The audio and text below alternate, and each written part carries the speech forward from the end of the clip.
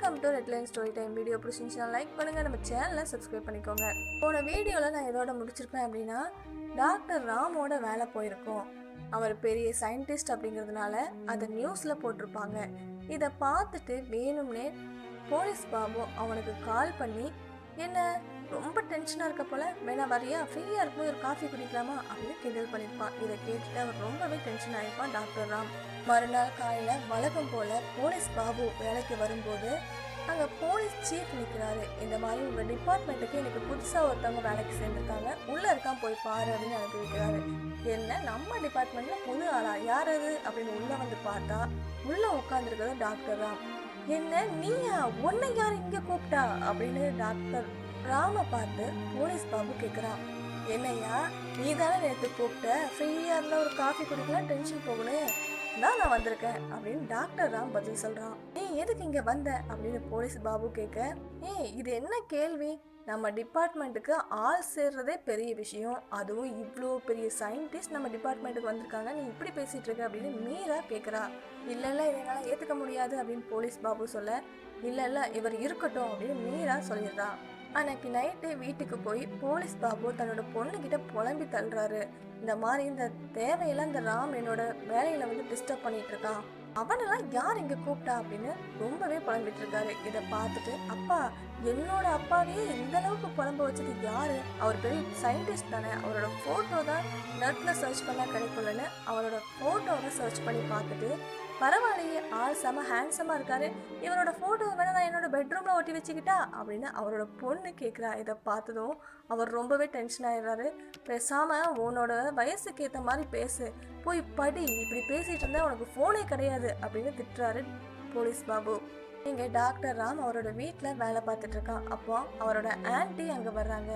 என்னடா நீ ஏன் இங்கே வேலையை விட்டுட்டு போய் அந்த போலீஸ் ஸ்டேஷனில் போய் வேலைக்கு சேர்ந்துருக்க அப்படின்னு கேட்கும்போது, இல்லை என்னைய வேலையை விட்டு தூக்கிட்டாங்க, அதுக்கு காரணமே அந்த போலீஸ் பாபு தான், அவன் எப்படியாவது தப்பானவன் நிரூபிச்சு நான் பழிக்கு பழி வாங்க போகிறேன், கண்டிப்பாக நான் அவனை வேலையை விட்டு தூக்கியே ஆவேன், அது மட்டும் இல்லாமல் அந்த கிட்டாரிஸ்ட் கேஸ் வந்து ரொம்ப முக்கியமான கேஸ், அதை நான் தீர்த்து அதுலேயும் நான் பேர் எடுக்க போகிறேன், எனக்கு ஒரே கல்லில் 2 மாங்காய். இப்படி டாக்டர் ராம் அவனோட ஆன்ட்டி கிட்ட பேசிட்டு இருக்கான். மறுநாள் காலையில் டாக்டர் ராம் போலீஸ் பாபு 2 பேருமே வேலைக்கு வந்துடுறாங்க. என்னையா இந்த கேஸில் என்ன கண்டுபிடிச்சிருக்க, ஏதாவது கண்டுபிடிச்சியா இல்லையா, ஆமாம் அந்த சந்துக்குள்ள நின்று யார்கிட்டயே காசு வாங்கிட்டு இருந்தியா, என்ன லஞ்சம் வாங்கிட்டு இருந்தியா அப்படின்னு டாக்டர் ராம் கேட்குறான். சும்மா உன் இஷ்டத்துக்கு வாய்க்கிட்டு வந்ததெல்லாம் புலம்பிட்டு இருக்காரு, நான் என்ன பண்ண உனக்கு என்ன அப்படின்னு போலீஸ் பாபு பதில் சொல்கிறாரு.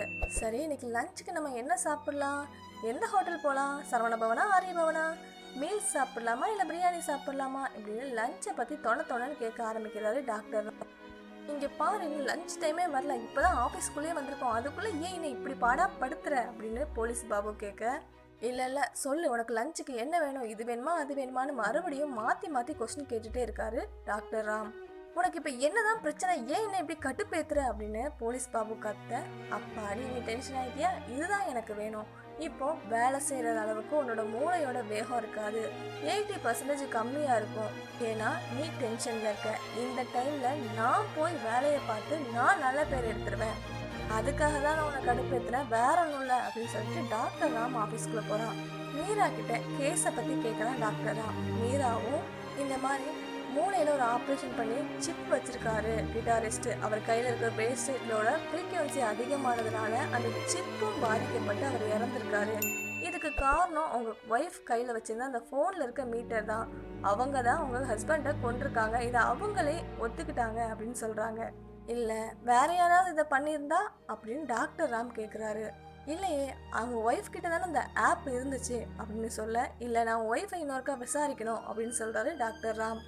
கிட்டாரிஸ்டோட ஒய்ஃபை மறுபடியும் விசாரணைக்கு கூப்பிடுறாங்க. பாபு மீராவும் தான் மறுபடியும் அவங்க கிட்ட கேள்வி கேட்குறாங்க.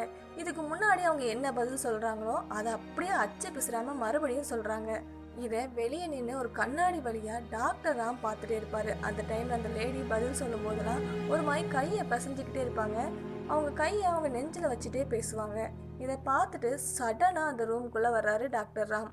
ஹலோ மேடம், நீங்களா, எப்படி இருக்கீங்க, என்ன ஞாபகம் இருக்கா, என்னை ஒரு டைம் பார்த்துருக்கீங்களே, அதுக்குள்ளே மறந்துட்டீங்களா இப்படி டாக்டர் ராம் அவங்க ஒய்ஃபை பார்த்து கேட்க, அந்த கிட்டாரிஸ்டோட ஒய்ஃப் அப்படி பதறாங்க. அவங்களுக்கு ஒன்றுமே புரியல. என்னாச்சு, என்ன மறந்துட்டீங்களா? உங்களோட ஃப்ரெண்டு ஒருத்தவங்க என்னை உங்ககிட்ட இன்ட்ரடியூஸ் பண்ணி வச்சாங்க.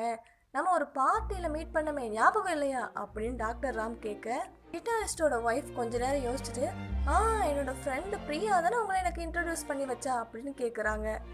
ஆமாம் ஆமாம், பிரியாவே தான், அவங்க தான்.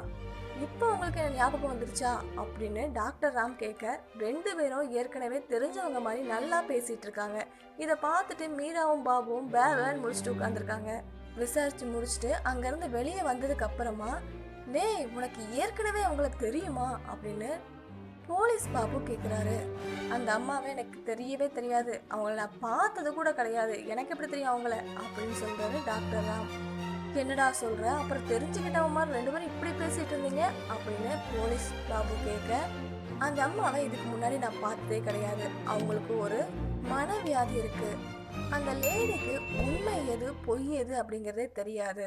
உண்மைக்கும் பொய்க்குமான ஒரு வித்தியாசத்தை அவங்களால கண்டுபிடிக்கவே முடியாது. இப்போ நான் அவங்க கிட்ட போய் நீங்க தானே இந்த நாட்டோட பிரதமர்னு கேட்டா கூட, ஆமா ஆமா நான் தான் பிரதமர், நீ தானே என்னோட அசிஸ்டன்ட்னு கேட்பாங்க.